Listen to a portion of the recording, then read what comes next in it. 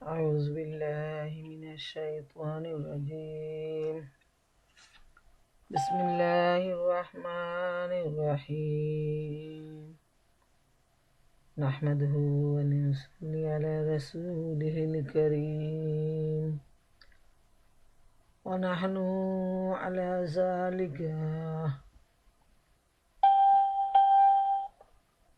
من الشاهدين ربنا تقبل منا إنك أنت السميع العليم আজকের এই সুন্দর পবিত্র কোরআন মাহফিল অনুষ্ঠানে উপস্থিত আমার প্রিয় বোনেরা সবাইকে আসসালামু আলাইকুম ওয়া রাহমাতুল্লাহি ওয়া বারাকাতুহু। আল্লাহ সুবহানাহু ওয়া তাআলার দরবারে এই দোয়া করে আজকের অনুষ্ঠান শুরু করতে যাচ্ছি। আমরা যেন মহাগ্রন্থ আল কুরআন থেকে যা শুনব তা যেন অত্যন্ত মনোযোগের সাথে বুঝার চেষ্টা করি আর নিজেদের জীবনে আমল করার চেষ্টা করি এবং আল্লাহ তাআলার দরবারে তৌফিক চাই। আজকে আমাদের ধারাবাহিক দারসুল কুরআন প্রোগ্রামে সূরা তওবার 17 থেকে 24 নম্বর আয়াত পর্যন্ত তেলাওয়াত ও তরজমা করে শোনাবে আমাদের বোন তাবাসসুম।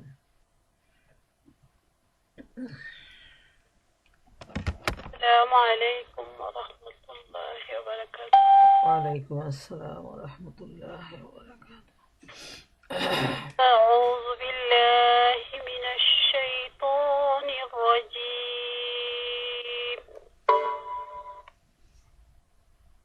بسم الله الرحمن الرحيم.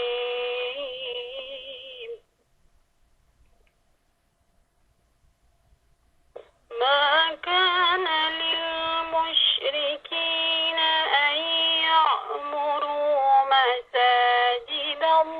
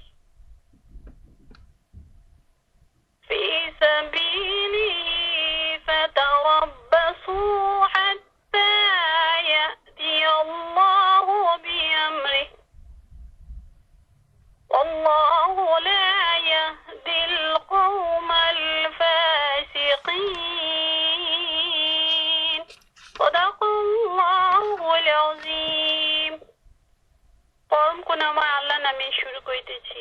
সূরা তওবা। মুশরিকরা যখন নিজেরাই নিজেদের কুফরে সাক্ষ্য দিচ্ছে, তখন আল্লাহর মসজিদ সমূহের রক্ষণাবেক্ষণকারী ও খাদেম হওয়া তাদের কাজ নয়। তাদের সমস্ত আমল বরবাদ হয়ে গেছে এবং তাদেরকে চিরকাল জাহান্নামে থাকতে হবে। তারাই হতে পারে আল্লাহর মসজিদ আবাদকারী, রক্ষণাবেক্ষণকারী ও সেবক, যারা আল্লাহ ও পরকালকে মানে, নামাজ কায়েম করে, যাকাত দেয় এবং আল্লাহ ছাড়া আর কাউকে ভয় করে না। তাদের এই ব্যাপারে আশা করা যেতে পারে যে তারা সঠিক সোজা পথে চলবে। তোমরা কি হাজীদের পানি পান করানো এবং মসজিদে হারামের রক্ষণাবেক্ষণ করাকে এমন ব্যক্তিদের কাজের সমান মনে করে নিয়েছো, যারা ঈমান এনেছে আল্লাহর প্রতি ও পরকালের প্রতি এবং সংগ্রাম সাধনা করেছে আল্লাহর পথে? এ উভয় দল আল্লাহর কাছে সমান নয়। আল্লাহ জালেমদের পথ দেখান না। আল্লাহর কাছে তো তারাই উচ্চ মর্যাদার অধিকারী, যারা ঈমান এনেছে এবং তার পথে ঘর বাড়ি ছেড়েছে ও ধন প্রাণ সমর্পণ করে জিহাদ করেছে। তারাই সফল কাম। তাদের রব তাদেরকে নিজের রহমত, সন্তোষ ও এমন জান্নাতের সুখবর দেন যেখানে তাদের জন্য রয়েছে চিরস্থায়ী সুখের সামগ্রী। সেখানে তারা চিরকাল থাকবে। অবশ্যই আল্লাহর কাছে কাজের প্রতিদান দেবার জন্য অনেক কিছু রয়েছে। হে ঈমানদারগণ, তোমাদের বাপ ও ভাইয়েরা যদি ঈমানের উপর কুফরিকে প্রাধান্য দেয়, তাহলে তাদেরকেও নিজের বন্ধু হিসেবে গ্রহণ করো না। তোমাদের মধ্যে যারা তাদেরকে বন্ধু হিসেবে গ্রহণ করবে তারাই জালেম। হে নবী, বলে দাও, যদি তোমাদের পিতা, তোমাদের সন্তান, তোমাদের ভাই, তোমাদের স্ত্রী, তোমাদের আত্মীয় স্বজন, তোমাদের উপার্জিত সম্পদ, তোমাদের যে ব্যবসায় মন্দা দেখা দেওয়ার ভয়ে তোমরা ততস্থ থাকো এবং তোমাদের যে বাসস্থানকে তোমরা খুবই পছন্দ করো, এসব যদি আল্লাহ, তার রসুল এবং তার পথে জিহাদ করার চাইতে তোমাদের কাছে বেশি প্রিয় হয়, তাহলে আল্লাহর ফয়সালা তোমাদের কাছে না আসা পর্যন্ত অপেক্ষা করো। আর আল্লাহ ফাসিকদেরকে কখনো সত্য পথে সন্ধান দেন না। আল্লাহ যা বলেছেন সত্য বলেছেন। এতক্ষণ আমি আপনাদেরকে সূরা আত-তাওবার 17 নম্বর আয়াত থেকে নিয়ে 24 নম্বর আয়াত পর্যন্ত তেলাওয়াত এবং তার তরজমা করলাম। এখন আমাদের বন্ধুদের একটা মালিক এবং এর উপরে ওনার সংক্ষিপ্ত দার্স পেশ করবেন। জাযাকাল্লাহু খাইরান। আলহামদুলিল্লাহ, আমরা সূরা আত-তাওবার 17 থেকে 24 নম্বর আয়াত পর্যন্ত তেলাওয়াত ও তরজমা শুনলাম। এখন আমি আপনাদের সামনে এর দার্স পেশ করার চেষ্টা করব। আল্লাহ সুবহানাহু ওয়া তাআলা আমাকে তৌফিক দান করুন। ওমা তৌফিকি ইল্লা বিল্লাহ, আলাইহি তাওয়াক্কালতু ওয়া ইলাইহি উনীব। মহান আল্লাহ তাআলা 17 নম্বর আয়াতে ইরশাদ করেন, মুশরিকরা যখন নিজেরাই নিজেদের কুফরি স্বীকার করে, তখন তারা আল্লাহর মসজিদের রক্ষণাবেক্ষণ করবে এমন হতে পারে না। তারা এমন যাদের সমস্ত কর্ম ব্যর্থ এবং তারা জাহান্নামে স্থায়ীভাবে অবস্থান করবে। প্রিয় বোনেরা আমার, এই আয়াতে করিমায় মহান আল্লাহ রাব্বুল আলামিন ইরশাদ করছেন যে যারা এক ও লা শরীক আল্লাহ তাআলাকে স্বীকার না করে, বরং তারা নিজেদের জন্য কুফরিকেই তারা স্বীকার করে নেয়, আল্লাহর ঘর মসজিদের রক্ষণাবেক্ষণ করার দায়িত্ব তাদের হতে পারে না। যেহেতু আল্লাহ তাআলার ঘর মসজিদ হলো এক ও লা শরীক আল্লাহ তাআলার ইবাদতের জন্য নির্মিত এবং বায়তুল্লাহ শরীফ প্রথম থেকেই আল্লাহ সুবহানাহু ওয়া তাআলার ইবাদতের জন্য নির্মিত হয়েছে। প্রথম দিন থেকেই আল্লাহর খলিল ইব্রাহিম আলাইহিস সালাম এ ঘরের ভিত্তি স্থাপন করেছিলেন। আর এই লোকগুলো কিভাবে নিজেদের কুফরির স্বীকারোক্তি করে এবং তারপর যে মসজিদ শুধু আল্লাহর ইবাদতের জন্যই নির্মিত হয়েছে, সেই মসজিদে কিভাবে তারা দাবিদার হতে পারে, আল্লাহ তাআলা এটা সুস্পষ্ট করে দিচ্ছেন দুনিয়াবাসীর সামনে যে এটা কখনো হতে পারে না। মসজিদ হলো মহান আল্লাহ তাআলার ইবাদতের জন্য প্রতিষ্ঠিত।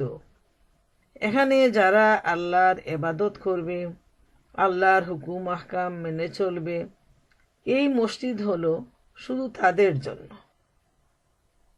কিন্তু যারা মুশরিক, যারা কুফরিকে প্রাধান্য দেয়, তাদের জন্য এই মসজিদের কোনো অধিকার নেই। আর তারা নিজেরাই এর সাক্ষী যে তারা যে কুফরির মধ্যে রয়েছে। যেমন সুদ্দি রহমতুল্লাহ আলাইহি বলেন, তুমি যদি খ্রিস্টানকে জিজ্ঞেস করো তোমার ধর্ম কি, সে অবশ্যই উত্তরে বলবে আমি খ্রিস্টান ধর্মের লোক। ইহুদিকে তার ধর্ম সম্পর্কে জিজ্ঞেস করলে সে বলবে আমি ইহুদি। সাবিকে জিজ্ঞেস করলে সে বলবে আমি সাবি। মুশরিককে জিজ্ঞেস করলে সে বলবে আমরা মুশরিক। অতএব আল্লাহ বলেন যে তাদের সমস্ত আমল বিফল হয়ে গেল, কেননা তারা আল্লাহর সাথে শরিক স্থাপন করেছে। অতএব যারা আল্লাহর সাথে শরিক স্থাপন করে তারা কখনো আল্লাহর বন্ধু হতে পারে না, বরং তারা হলো আল্লাহর দুশমন, ইসলামের দুশমন, মুমিনের দুশমন। এবং আল্লাহ তাআলা ঘোষণা দিচ্ছেন যে এরা চিরস্থায়ীভাবে জাহান্নামে অবস্থান করবে। এ ব্যাপারে কোনো সন্দেহ নেই। আল্লাহর বন্ধু তো হচ্ছে তারা যারা এক ও লা শরীক আল্লাহর ইবাদত করে, আল্লাহ তাআলাকে ভয় করে এবং আল্লাহর নির্দেশ মেনে চলে। তারাই হচ্ছে মুমিন, তারাই হচ্ছে আল্লাহর বন্ধু। আবু সাঈদ খুদরি রাদিয়াল্লাহু আনহু হতে বর্ণিত, আল্লাহ রাসূলুল্লাহ সাল্লাল্লাহু আলাইহি ওয়াসাল্লাম বলেছেন, যখন তোমরা কোনো লোককে দেখতে পাও যে সে মসজিদে যেতে আসতে অভ্যস্ত হয়েছে, তখন তোমরা তার ঈমানের সাক্ষ্য প্রদান করো। এই হাদিসটি আহমদ, ইমাম তিরমিজি, ইবনে মিরদুয়াই এবং ইমাম হাকিম বর্ণনা করেছেন। আনাস ইবনে মালিক রাদিয়াল্লাহু তাআলা আনহু হতে বর্ণিত, তিনি বলেন, রাসূলুল্লাহ সাল্লাল্লাহু আলাইহি ওয়াসাল্লাম বলেছেন, মসজিদ সমূহের আবাদকারীরাই হলো আল্লাহ ওয়ালা। অতএব এটা পরিষ্কার হয়ে গেল যে মসজিদ আল্লাহর ঘর, এটা কখনো মুশরিকরা দাবিদার হতে পারে না। এটা একটা ভুল এবং বানোয়াট দাবি। সূরা তাওবার 18 নম্বর আয়াতে আল্লাহ তাআলা ইরশাদ করেন, হ্যাঁ, আল্লাহর মসজিদগুলো আবাদ করা তাদেরই কাজ যারা আল্লাহর প্রতি ও কিয়ামত দিবসের প্রতি ঈমান আনয়ন করে এবং সালাত কায়েম করে ও যাকাত দান করে আর আল্লাহ ছাড়া কাউকেও ভয় করে না। বস্তুত এ সকল লোক সম্বন্ধে আশা যে তারা নিজেদের লক্ষ্যস্থলে পৌঁছে যাবে। আল্লাহ তাআলা এখানে বলছেন যে আল্লাহর ঘর, মসজিদের রক্ষণাবেক্ষণ, মসজিদের খেদমত, মসজিদের এবাদত তাদের জন্য যারা আল্লাহর প্রতি ও কিয়ামত দিবসের প্রতি যারা ঈমান আনে এবং এই সাথে তারা সালাত কায়েম করে, যাকাত আদায় করে আর আল্লাহ ছাড়া তারা আর কাউকে ভয় করে না। এখন আমরা দেখি এই ঈমানদারদের কোয়ালিটি হলো, যারা মসজিদের দাবিদার তাদের কোয়ালিটি আল্লাহর প্রতি বিশ্বাস, কিয়ামতের প্রতি বিশ্বাস, সালাত আদায় করা, যাকাত দেয়া আর আল্লাহ তাআলাকে ভয় করা। কিন্তু প্রিয় বোনেরা আমার, আমরা যদি লক্ষ্য করি তাহলে আমরা দেখতে পাবো যে যারা আল্লাহর ঘর হেরেম শরীফের অর্থাৎ খানায়ে কাবার দাবিদার বলে নিজেদেরকে ঘোষণা দিচ্ছে, এই ধরনের কোনো কোয়ালিটি তাদের মধ্যে নেই। অতএব যাদের মধ্যে কোনো কোয়ালিটি নেই, আল্লাহ তাআলা যে মান নির্ধারণ করে দিয়েছেন ঈমানদারদের, আল্লাহর ঘর মসজিদের দাবিদার, তাদের যে কোয়ালিটি, এই কোয়ালিটি যাদের মধ্যে নেই তারা কখনো এই মসজিদের দাবিদার হতে পারে না, মসজিদের আবাদকারী হতে পারে না আর মসজিদের ধারে কাছেও আসতে পারবে না। আল্লাহ তাদেরকে নিষেধ করে দিচ্ছেন। মুয়াজ ইবনে জাবাল রাদিয়াল্লাহু তাআলা আনহু হতে বর্ণিত আছে, নবী সাল্লাল্লাহু আলাইহি ওয়াসাল্লাম বলেছেন, শয়তান হচ্ছে মানুষের জন্য নেকড়ে বাঘ স্বরূপ। যেমন বকরির শত্রু নেকড়ে বাঘ, দূরে পৃথক ও বিচ্ছিন্নভাবে অবস্থানকারী বকরিকে ধরে নেয়, তদ্রূপ তোমরা দল ছাড়া হয়ে থাকলে তোমাদেরকেও শয়তান পথভ্রষ্ট করবে। সুতরাং তোমরা মতভেদ সৃষ্টি করা থেকে বেঁচে থাকো এবং নিজেদের জন্য জামাত, সর্বসাধারণ ও মসজিদ সমূহ আঁকড়ে ধরাকে অপরিহার্য করে নাও। এখানে ইমানদারদের জন্য নবী করিম সাল্লাল্লাহু আলাইহি ইসলামের এই নির্দেশ যে মসজিদে জামাতবদ্ধভাবে একত্রিত হওয়া, নামাজ আদায় করা, মসজিদকে আঁকড়ে ধরা ইমানদারদের জন্য অপরিহার্য। একা একা যদি বিচ্ছিন্নভাবে ইমানদাররা অবস্থান করে, তাহলে চিরশত্রু শয়তান সে প্রতারণার মাধ্যমে ঈমান থেকে মানুষকে দূরে নিয়ে যাবে। তাই নবী করিম সাল্লাল্লাহু আলাইহি ইসলাম উদাহরণ দিচ্ছেন যে একটা পাল থেকে বিচ্ছিন্ন বকরি নেকড়েবাঘ তাকে খুব সহজেই ধরে নেয়, কিন্তু পালের বকরিকে ধরতে সাহস করে না। এভাবে যারা জমাতবদ্ধ হয়ে জীবনযাপন করবে, তাদেরকে শয়তান প্রতারণা দিয়ে ক্ষতিগ্রস্ত করতে পারবে না। যেহেতু এরা জমাতবদ্ধ, একজন যদি একটু বিপদে চলে যায়, বাকিরা তাকে ধরে ফেলবে। কিন্তু একা একা যদি একজন মুমিন থাকে, তাহলে শয়তান তাকে প্রতারণা দিয়ে বিপদগামী করে ফেলবে। তাই এই ব্যাপারটি খুবই লক্ষণীয় যে মুসলমানরা সবসময় থাকবে জমাতবদ্ধ। আমর ইবনে মাইমুন আউদি রহমতুল্লাহ আলাইহি বলেন, আমি মুহাম্মদ সাল্লাল্লাহু আলাইহি ইসলামের সাহাবীগণকে বলতে শুনেছি, ভূপৃষ্ঠের মসজিদগুলো আল্লাহর ঘর। যারা এখানে আসবে, আল্লাহর হক হচ্ছে তাদেরকে মর্যাদা দেয়া। সুবহানাল্লাহ। পৃথিবীর মধ্যে যে মসজিদ যেখানে হবে, সেটাই আল্লাহর ঘর। ইবনে আব্বাস রাদিয়াল্লাহু তাআলা আনহু হতে বর্ণিত, তিনি বলেন, যে ব্যক্তি সালাতের আজান শোনার পর মসজিদে এসে জামাতের সাথে সালাত আদায় করে না, তার সালাত হয় না। সে আল্লাহ ও রাসূল সাল্লাল্লাহু আলাইহি ইসলামের নাফরমানি করল। আল্লাহ তাআলা বলেন, আল্লাহর মসজিদগুলো আবাদ করা তাদেরই কাজ যারা আল্লাহর প্রতি ও কিয়ামত দিনের প্রতি ঈমান আনে। এটা ইবনে মিরদুয়াই। তাইলে আমরা এখানে যে বিষয়টা আমাদের কাছে স্পষ্ট, পুরুষ মানুষের জন্য মসজিদে জামাতবদ্ধভাবে নামাজ আদায় করা অত্যন্ত গুরুত্বপূর্ণ। কেউ যদি মসজিদ কাছে থাকে আর সে আজান শোনার পর সেখানে গিয়ে নামাজ আদায় না করে, তাহলে ঘরে বসে নামাজ আদায় আল্লাহর কাছে গ্রহণযোগ্য হবে না। আর এটা হলো শারীরিক ইবাদত নামাজ। আর নামাজের সাথে সাথে আল্লাহ তাআলা যাকাত আদায়ের নির্দেশ দিয়েছেন। এই যাকাত হলো মালি ইবাদত। অতএব শারীরিক ইবাদত আদায়ের সাথে সাথে মালের ইবাদত, মালের হকও আদায় করতে হবে। আল্লাহ তাআলা এখানে এই নির্দেশটা দিয়েছেন। 19 নম্বর আয়াতে মহান আল্লাহ তাআলা ইরশাদ করেন, তোমরা কি হাজিদের পানি পান করানোকে এবং মসজিদুল হারামের আবাদ রাখাকে সেই ব্যক্তির কাজের সমান মনে করো যে ব্যক্তি আল্লাহ ও কিয়ামত দিবসের প্রতি ঈমান এনেছে ও আল্লাহর পথে জিহাদ করেছে। তারা আল্লাহর সমীপে সমান নয়। যারা অবিচারক, আল্লাহ তাদেরকে সুবুদ্ধি দান করেন না।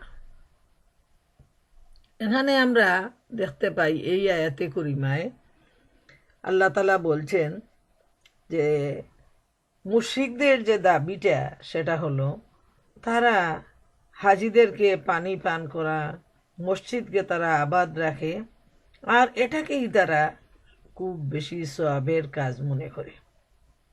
আল্লাহ রাব্বুল আলামিন তাদের এই ভ্রান্ত ধারণা মুছে দিচ্ছেন এই আয়াতের মাধ্যমে, যে যারা আল্লাহ ও কিয়ামতের প্রতি বিশ্বাস স্থাপন করবে আর আল্লাহর পথে জেহাদ করবে, এদের সমান কিভাবে সেই ব্যক্তি হতে পারে যে মুশরিক, যে এক লা শরিক আল্লাহর প্রতি ইমানই আনে না, সে শুধু হাজিদের পানি পান করা আর মসজিদুল হারামের আবাদ করাকেই তার জন্য নির্দিষ্ট করে নিয়েছে, অথচ আল্লাহ তাআলা তো তাকে এভাবে হুকুম করেন নাই।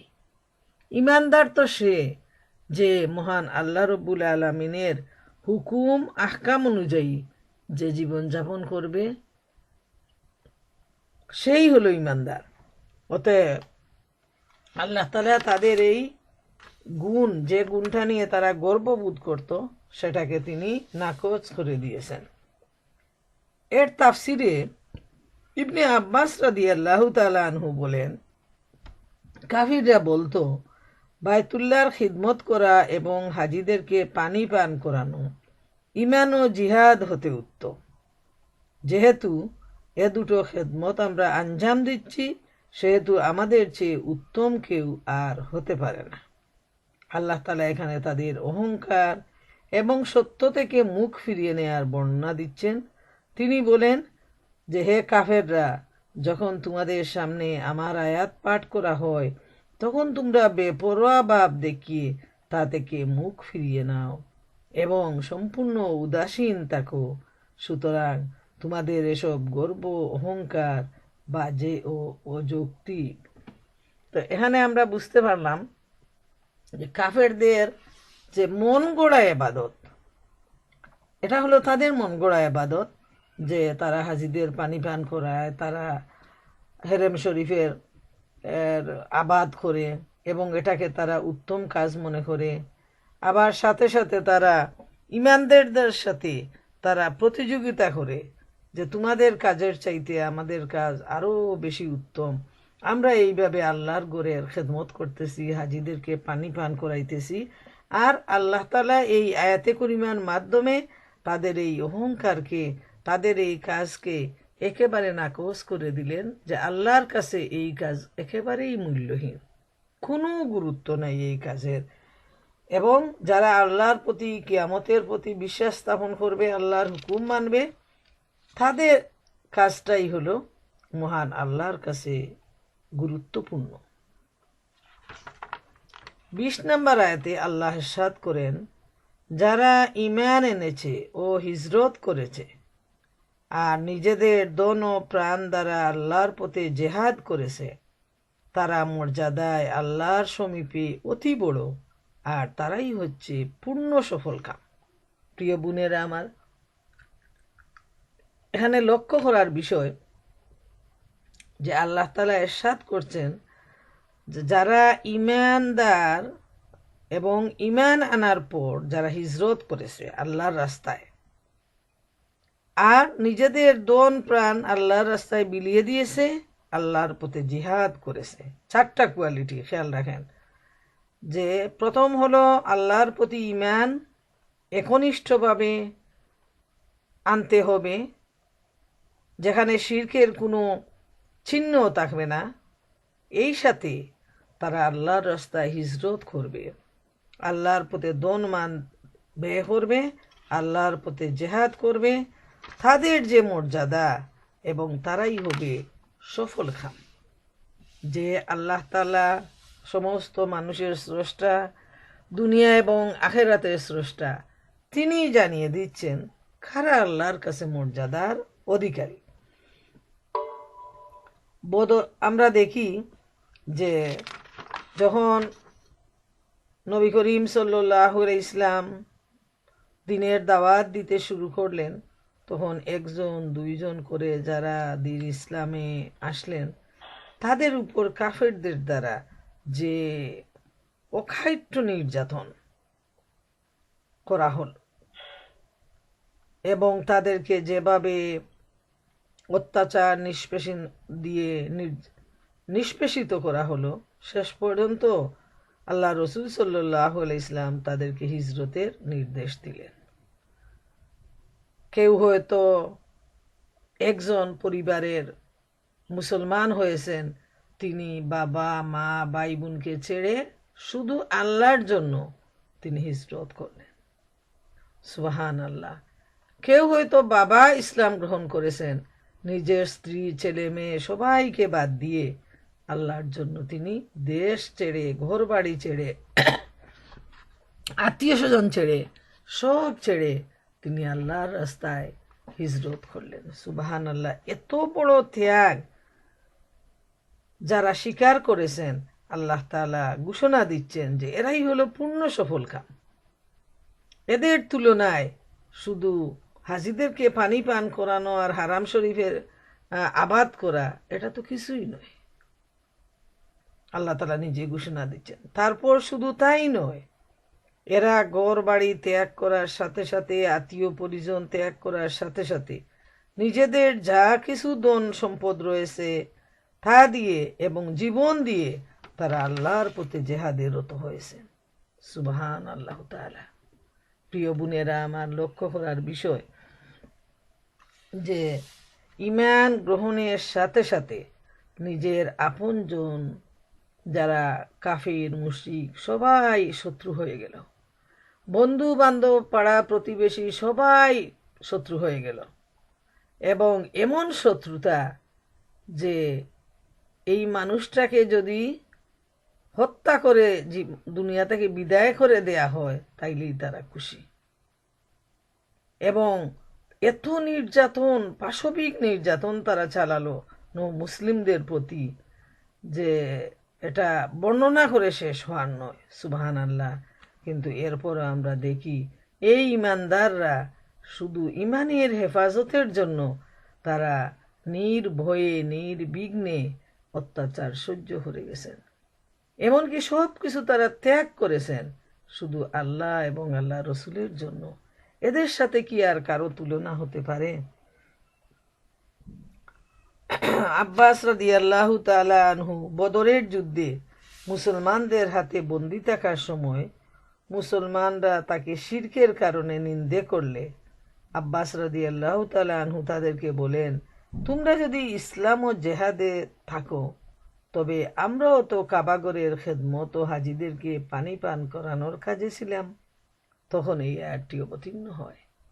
কেউ কেউ বর্ণনা করেছেন যে তারা যখন তাদের এই খেদমতকে আল্লাহর জন্য সবচেয়ে বড় ইবাদত মনে করতেছে, তখন আল্লাহ তাআলা এই আয়াতে করিমার মাধ্যমে জানিয়ে দিলেন যে তোমাদের এই খেদমত আল্লাহ তাআলার কাছে গ্রহণযোগ্য নয়,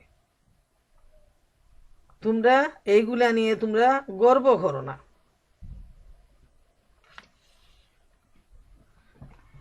আরেকটা বর্ণনায় আসছে, মুহাম্মদ ইবনে কারিম রহমতুল্লাহ আলাইহি বলেন, একদা তালহা ইবনে সাইবা, আব্বাস ইবনে আব্দুল মুত্তালিব, আলী ইবনে আবু তালিব বসেছিলেন এবং নিজ নিজ মর্যাদার কথা বর্ণনা করে গৌরব প্রকাশ করেছিলেন। তালহা বলেন, আমি বায়তুল্লাহর চাবি রক্ষক, আমি ইচ্ছা করলে সেখানে রাত্রি যাপন করতে পারি। আব্বাস রাদিয়াল্লাহু তাআলা আনহু বলেন, তখনও তিনি কিন্তু মুসলমান হন নাই, আমি হাজিদেরকে জমজমের পানি পান করিয়ে থাকি এবং আমি জমজম কূপের রক্ষক, আমি ইচ্ছা করলে সারা রাত মসজিদে কাটিয়ে দিতে পারি। মানে সবাই নিজের নিজের কাজের গৌরব গাথা বর্ণনা করতেছেন। আলী রাদিয়াল্লাহু তাআলা আনহু বলেন, তোমরা দুজন যা বলছো তা মুঠেই বোধগম্য হচ্ছে না। আমি অনেক আগের থেকেই কিবলামুখী হয়ে সালাত পড়েছি, আমি একজন মুজাহিদও বটে।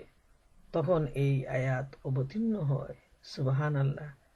এই আয়াতের মাধ্যমে আল্লাহ তাআলা পরিষ্কার করে দেন যে যারা জমজমের পানি পান করায়, যারা বায়তুল্লাহর চাবি রক্ষক, তাদের এইসব কাজ আল্লাহর কাছে গ্রহণযোগ্য নয়। আল্লাহর কাছে তো তারাই গ্রহণযোগ্য যারা এক ও লা শরীক আল্লাহর প্রতি ঈমান আনয়ন করে, আল্লাহর পথে জেহাদ করে, আল্লাহর পথে হিজরত করে। তাদের মর্যাদা হলো আল্লাহ রব্বুল আলামিনের কাছে সবচেয়ে বেশি। সুবহানাল্লাহ। 23 নম্বর আয়াতে মহান আল্লাহ রব্বুল আলামিন ইরশাদ করেন, হে মুমিনগণ, তোমরা নিজেদের পিতাকে ও ভ্রাতাদেরকে বন্ধুরূপে গ্রহণ করো না, যদি তারা ঈমানের মোকাবিলায় কুফরকে প্রিয় মনে করে, আর তোমাদের মধ্য হতে যারা তাদের সাথে বন্ধুত্ব রাখবে, বস্তুত ওইসব লোকই হচ্ছে বড় অত্যাচারী। প্রিয় বোনেরা আমার, খুবই গুরুত্বপূর্ণ আয়াত। এখানে লক্ষ্য করার বিষয় যে আল্লাহ সুবহানাহু ওয়া তাআলা মুমিনদেরকে উদ্দেশ্য করে বলছেন যে তোমরা তোমাদের পিতা, তোমাদের ভাই, তোমাদের বন্ধু, কাউকে তোমরা ইমানের মোকাবিলায় তোমরা বন্ধুরূপে গ্রহণ করো না। এই বিষয়টা কিন্তু খুবই কঠিন, যেহেতু আমরা বংশগতভাবে মুসলমান, বাপ দাদার আমল থেকে মুসলমান। এজন্য আমরা বিষয়টাকে এত পরিষ্কারভাবে হৃদয়ঙ্গম করা কঠিন। কিন্তু যারা সবেমাত্র ইসলাম গ্রহণ করেছেন, পরিবারের অধিক সংখ্যক লোক তখনও ইসলাম গ্রহণ করেননি, এই অবস্থায় পারিবারিক বন্ধন ছিন্ন করা, এটা যে কত বড় কঠিন ব্যাপার, আমরা যদি তাদের জায়গায় আমরা নিজেকে রাখি এবং চিন্তা করি, তখন আমরা বুঝতে পারবো যে এই বিষয়টা কতটুকু কঠিন। যে নিজের মা বাবা, ভাই বোন, আত্মীয় স্বজন সবাই হয়তো কাফির, আর ওই পরিবারের একজন হয়েছেন মুসলমান। মানে আল্লাহ তাআলা যেহেতু কুফরির সাথে আল্লাহ তাআলার সম্পর্ক ছিন্ন করার জন্যই আল্লাহ তাআলা নির্দেশ দেন। কুফর আর ঈমান একসাথে হতে পারে না। এটা হলো আকাশ আর পাতাল পার্থক্য। তো এখানে যারা ঈমান গ্রহণ করবে, যাতে কুফরির সাথে তাদের সম্পর্ক না থাকে, আন্তরিক সম্পর্ক, আত্মার সম্পর্ক, সেটাই আল্লাহ তাআলা বলে দিচ্ছেন যে এরা যদি কাফিরও থাকে, তাদের সাথে যে পারিবারিক সম্পর্ক, সামাজিক সম্পর্ক, বন্ধু বান্ধবের সাথে রক্ষা করা যাবে, সেই সম্পর্ক বিচ্ছিন্ন করার জন্য আল্লাহ তাআলা নির্দেশ দেননি। বরং আত্মার সম্পর্ক যেটা, ঈমানের সম্পর্ক যেটা, সেই সম্পর্ক বিচ্ছিন্ন করার জন্য আল্লাহ তাআলা এখানে নির্দেশ দিচ্ছেন যে তোমরা কোনো অবস্থায় তোমরা তোমাদের পিতা মাতা, ভাই বোন, বন্ধু বান্ধব যেই হোক, ঈমানের মোকাবিলায় তোমরা কখনো কুফরিকে পছন্দ করবে না, এদের সাথে তোমরা সম্পর্ক রাখবে না। যেমন সূরা মুজাদালার 22 নম্বর আয়াতে আল্লাহ তাআলা ইরশাদ করেন, যার অনুবাদ হলো এই আয়াতের, যে হে নবী, যারা আল্লাহর উপর ও পরকালের উপর বিশ্বাস স্থাপন করে, তাদেরকে তুমি পাবে না যে তারা বন্ধুত্ব রাখবে এমন লোকদের যারা আল্লাহ ও তার রসুলের সাথে শত্রুতা রাখে, যদিও তারা তাদের পিতা হয় বা ছেলে হয় অথবা ভাই হয় কিংবা নিজের গোত্রের লোক হয়।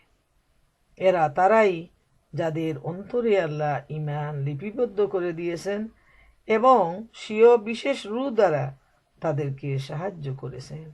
তিনি তাদেরকে এমন জান্নাত সমূহে প্রবেশ করাবেন যেগুলো নিচ দিয়ে ঝর্ণা দ্বারা প্রবাহিত হবে।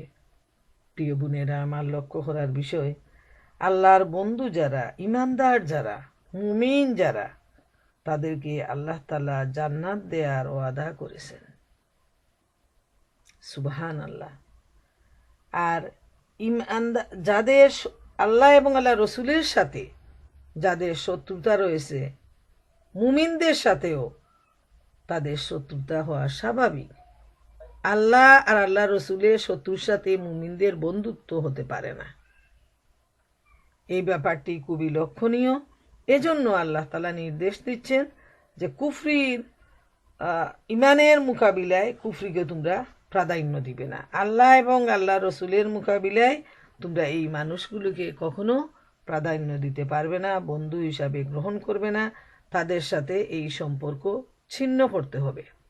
এবং আমরা দেখি সাহাবায়ে কেরাম কিভাবে তা বাস্তবায়ন করেছেন, যে নিজেদের পিতা মাতা, ভাই বোন সবাইকে রেখে তারা হিজরত করে চলে গেছেন শুধুমাত্র নিজের শরীরটা নিয়ে।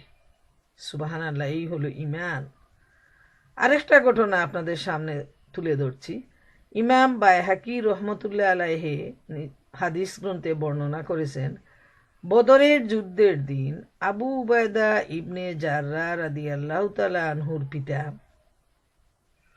তার সামনে এসে মূর্তির প্রশংসা করতে শুরু করে দেয়।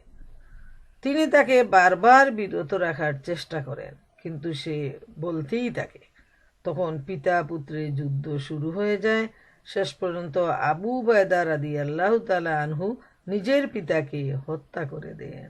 সুবহানাল্লাহু তাআলা। এই হলো ঈমান, যে পিতা তিনি আল্লাহ তাআলাকে শত্রু ভাবেন, আল্লাহ রসুলকে শত্রু ভাবেন, এবং যে মূর্তিগুলো নিজের হাতের তৈরি, যে মূর্তি, যে নিজে কথা বলতে পারে না, নিজেকে বাঁচাতে পারে না, সেই মূর্তির পূজা তারা করেন, সেই মূর্তির ইবাদত তারা করেন।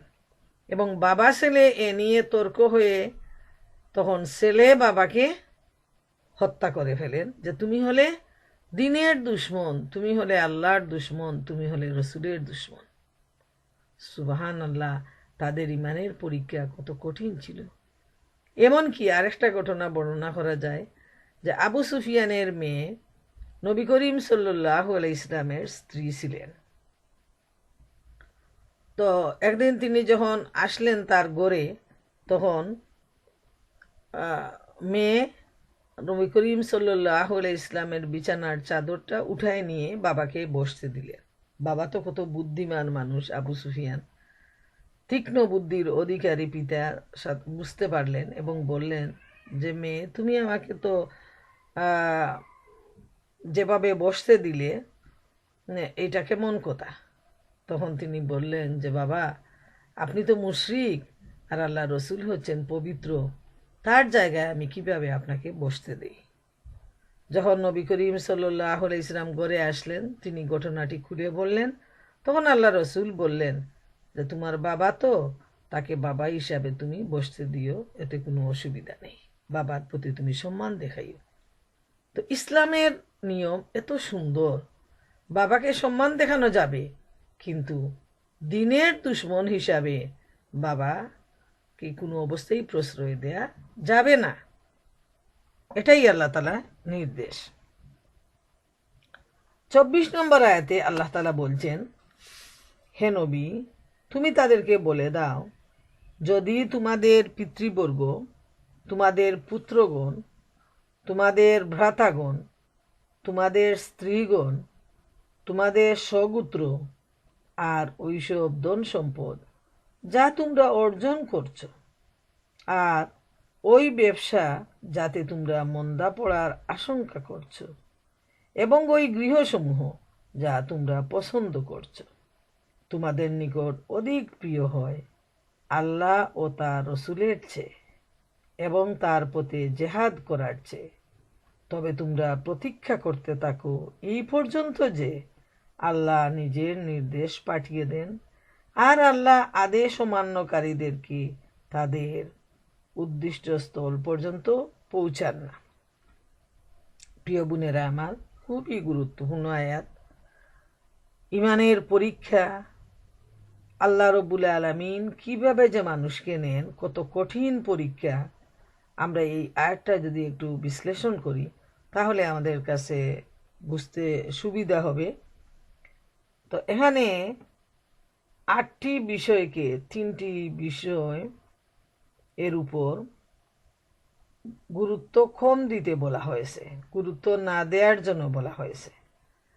যেমন বিষয়টা খুব লক্ষ্য করুন, 3টা বিষয় হলো গুরুত্বপূর্ণ। আল্লাহ তাআলার উপর, আল্লাহ, আল্লাহ রসুল এবং জেহাদ, আল্লাহর পথে জেহাদ, এই 3টা হলো আল্লাহ রব্বুল আলামিন বলে দিচ্ছেন ইমানদারদের জন্য সবচেয়ে গুরুত্বপূর্ণ। আর যে 8টি বিষয়কে এই 3টি বিষয় থেকে কম গুরুত্ব দিতে হবে, সেটা হলো, গুরুত্ব দেয়া যাবে না পিতা পুত্র, ভাই, স্বামী স্ত্রী, আত্মীয় সম্পদ, ব্যবসা এবং ঘরবাড়ি। লক্ষ্য রাখবেন 8টি বিষয়, যেটা মানুষের কাছে সবচেয়ে প্রিয়, সবচেয়ে বেশি পছন্দনীয়, এই 8টি বিষয়কে আল্লাহ, আল্লাহ রসুল এবং আল্লাহর পথে জেহাদের চাইতে কখনো প্রিয় হতে পারে না। আল্লাহ তাআলা পরিষ্কারভাবে বলে দিয়েছেন। সুবহান আল্লাহ তাআলা।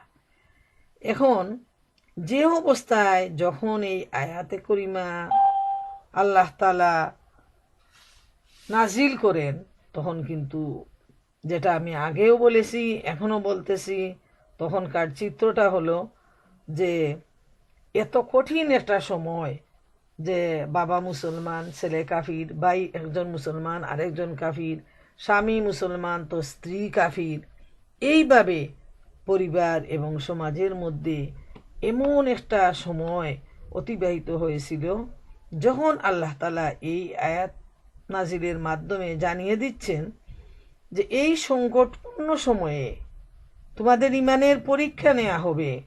কে মুমিন, কে আল্লাহর জন্য কার ভালোবাসা, আল্লাহ রসুলের জন্য ভালোবাসা, কে আল্লাহর পথে জেহাদ করতে রাজি নিজেদের জান আর মাল দিয়ে। সুবহানাল্লাহ।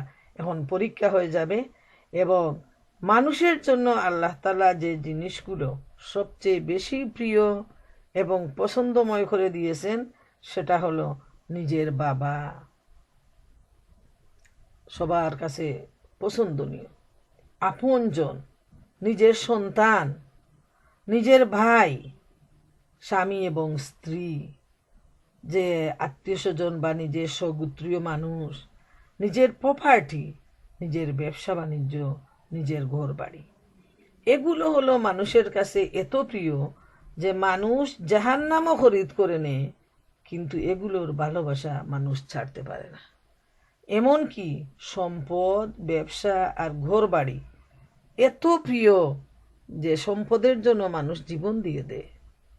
ডাকাত আসছে, এখন গুলি ছুটবে, কিন্তু সে তার পকেটকে রক্ষা করতে গিয়ে ডাকাতের গুলিতে প্রাণ দেয়, কিন্তু পকেট দিতে চায় না। যেহেতু মানুষের কষ্টের যে উপার্জনটুকু, যে সম্পদটুকু, সেই সম্পদের প্রতি মানুষের স্বাভাবিক একটা ভালোবাসা আল্লাহ তাআলা সৃষ্টি করে দিয়েছেন, এবং যেগুলোর প্রতি এত ভালোবাসা দিয়েছেন সেগুলো থেকে আল্লাহ তাআলা মানুষের কাছ থেকে পরীক্ষা নিতে চান যে আল্লাহর জন্য তোমার বেশি মহব্বত, না আল্লাহর দেয়া এই জিনিসগুলোর জন্য তোমার বেশি মহব্বত। সুবহান আল্লাহ। বোনেরা আমার, লক্ষ্য করে দেখুন, বিষয়টা কিন্তু খুবই জটিল। যে এগুলো খেয়ে দিয়েছেন আমার বাবা, আমার মা, আমার স্বামী, আমার সম্পদ, আমার সন্তান, আমার ঘর বাড়ি, এগুলো তো আল্লাহ তাআলা আমাকে দিয়েছেন। এখন আল্লাহ তাআলা আপনাকে আমাকে এই সম্পদগুলো দিয়ে তিনি পরীক্ষা নিতে চান যে মূল মালিকের প্রতি আপনার আমার ভালোবাসা বেশি, না মালিক আমাকে যে জিনিসটা দিয়েছেন সেই জিনিসের প্রতি ভালোবাসা বেশি। সুবহানাল্লাহ। এখন বিরাট একটা পরীক্ষা। দেখবেন গড়, বাড়িঘর মানুষের এত পছন্দনীয় যে কারো যদি একটা ভাঙ্গা বাড়িও হয়, কিন্তু দেখা যায় যে সে অন্যের প্রাসাদে গিয়ে থাকতে পছন্দ করে না, ওই ভাঙ্গা বাড়িটাই তার কাছে মহব্বতের। আর যার প্রাসাদ সমতুল্য বাড়ি রয়েছে, সুন্দর ঘর বাড়ি, সে তো সারাক্ষণ তার ওই বাড়ির পিছনেই তার সময়টাকে ব্যয় করে, ঝাড়া মোছা সাজানো, সবগুলা মিলে দেখা যাবে নামাজের সময় চলে যাচ্ছে, তেলাওয়াতের সময় নেই, কিন্তু ঘর সাজানো নিয়ে সে ব্যস্ত হয়ে আছে। এটা হলো মানুষের একটা ফিতরতি স্বভাব। এখন মহান আল্লাহ সুবহানাহু ওয়া তাআলা চান যে আল্লাহ তাআলা চান আল্লাহ, আল্লাহ রসুলের প্রতি এবং আল্লাহর পথে জেহাদ করা ইমানদারদের কাছে সবচেয়ে প্রিয় হবে। আবার আল্লাহ তাআলা এই জিনিসগুলো দিয়ে তিনি পরীক্ষা করেন যে এই জিনিসগুলো তো দিয়েছি তোমাদের দুনিয়ার জীবনের জন্য একটা পরীক্ষা হিসাবে, কিন্তু মূল মালিক তো আমি বাবা দেই, বাবাকে নিয়ে যাই, আমি সন্তান দেই, আমার যখন খুশি এই সন্তানটাকে আমি তুলে নিয়ে যাই, তোমাদের স্বামী দেই, স্ত্রী দেই, যখন খুশি তখন তোমাদের থেকে আমি কেড়ে নিয়ে যাই। এই সম্পদ, এই ঘর বাড়ি কোনো কিছু মানুষের জন্য স্থায়ী নয়।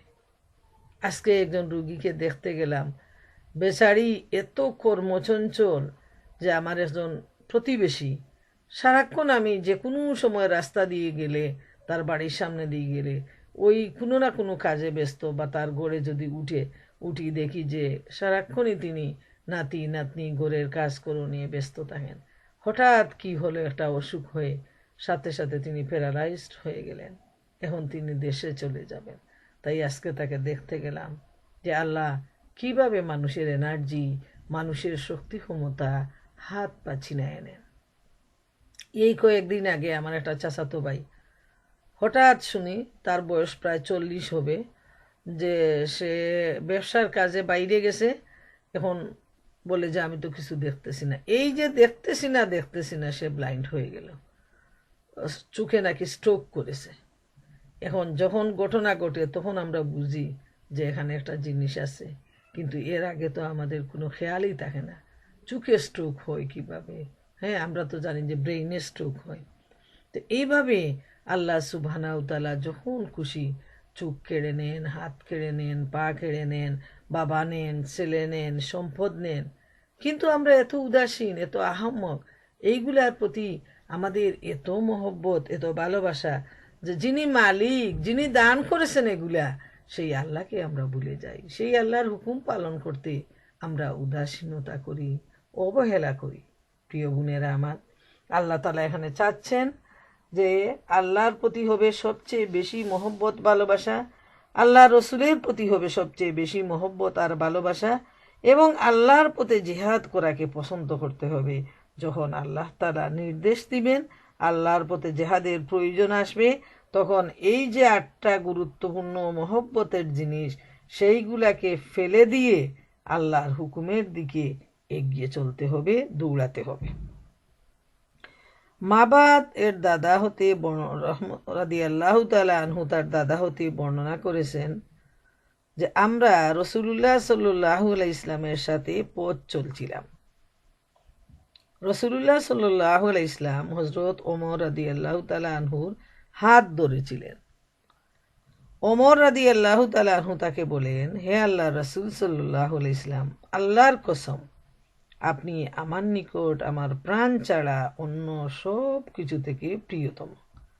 তখন রাসূলুল্লাহ সাল্লাল্লাহু আলাইহি ইসলাম বললেন, তোমাদের কেউই পূর্ণ মুমিন হতে পারে না যে পর্যন্ত আমি তার কাছে তার প্রাণ অপেক্ষাও প্রিয় না হই। সুবহানাল্লাহ। ওমর রাদিয়াল্লাহু তাআলা আনহু তখন বললেন, আপনি এখন আমার কাছে আমার জীবন থেকেও প্রিয়।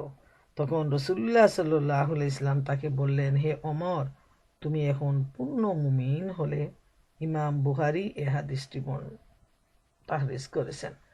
তো প্রিয় বোনেরা আমার, আল্লাহ এবং আল্লাহ রসুলের প্রতি ভালোবাসা হতে হবে নিজের প্রাণের চাইতেও, এবং এর প্রমাণ দেখিয়ে দিয়েছেন সাহাবায়ে কেরামরা। তারা যখন ঈমান গ্রহণ করেছেন, নিজের এই যে 8টা বিষয়, এই সব কিছুকে ত্যাগ করে তারা আল্লাহ আর আল্লাহ রসুলের ডাকে তারা সাড়া দিয়েছেন।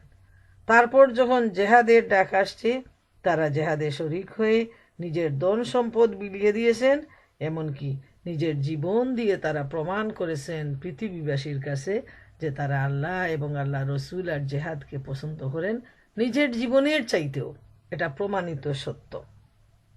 তাইলে আমরা দেখি যে আমাদেরকে পরীক্ষা দিতে হবে। আল্লাহ তাআলা যদি পরীক্ষায় দেন, তাহলে আমাদেরকে উত্তীর্ণ হতে হবে এই পরীক্ষায়, যে আল্লাহ আল্লাহ রসুলকে জীবনের চাইতেও বেশি ভালোবাসতে হবে। সুবহানাল্লাহু তাআলা। যেমন এ প্রসঙ্গে রাসূলুল্লাহ সাল্লাল্লাহু আলাইহি ইসলাম বলেছেন, যার হাতে আমার প্রাণ রয়েছে তার শপথ, তোমাদের কেউই পূর্ণ মুমিন হতে পারে না যে পর্যন্ত আমি তার কাছে তার পিতা, তার সন্তান এবং সমস্ত লোক অপেক্ষা প্রিয়তম না হই।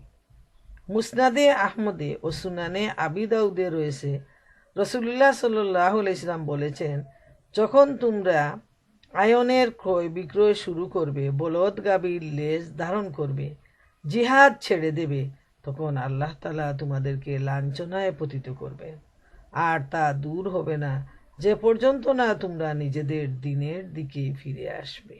সুবহানাল্লাহ।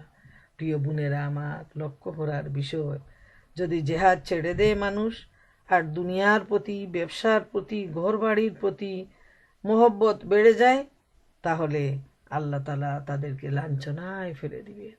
এবং আজকের এই পৃথিবী তার বাস্তব প্রমাণ যে এত মুসলমান পৃথিবীতে থাকার পরও আজকে দেশে দেশে মুসলমানরা লাঞ্ছিত, নির্যাতিত, নিগৃহীত।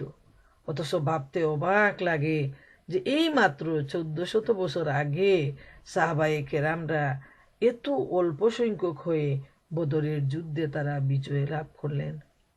তারপর উহুদের যুদ্ধে বিজয়টা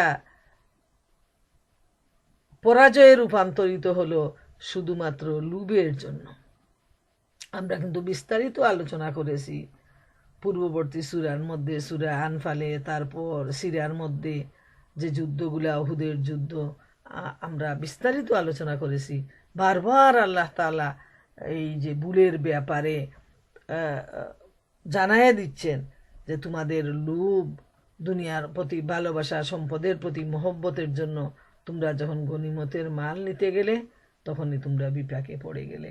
তোমরা রসুলের নেতৃত্বকে যে আনুগত্য থেকে তোমরা সরে গিয়ে যে ভুলটা করেছো, সেজন্য তোমাদের এই কঠিন শাস্তি দেয়া হয়েছে।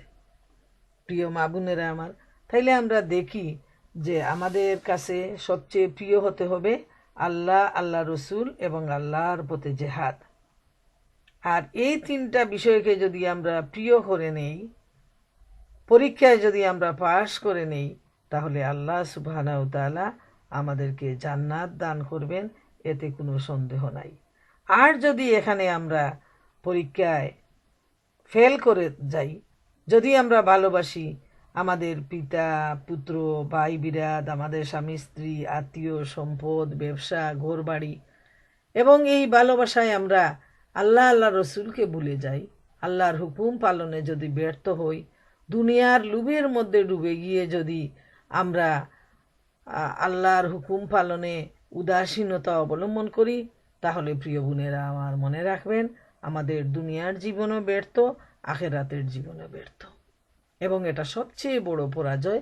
আজকে দেখেন দুনিয়ায় থাকা অবস্থায় যাদের হাত চলে গেল, চোখ চলে গেল, তারা দুনিয়ায় থেকেও নাই। আর মৃত্যু আর সাথে সাথে এ দুনিয়ার জীবন শেষ হয়ে যাবে। কোনো ঘর বাড়ি সম্পদ আমাদেরকে ধরে রাখতে পারবে না। এই দুনিয়াই আমাদের জন্য সাক্ষী। আমাদের থেকে আমাদের আত্মীয় স্বজন, বন্ধু বান্ধব, দুনিয়ার মানুষ চলে যাচ্ছে, সাথে করে তারা কিছুই নিয়ে যায়নি, আমরাও নিয়ে যাব না।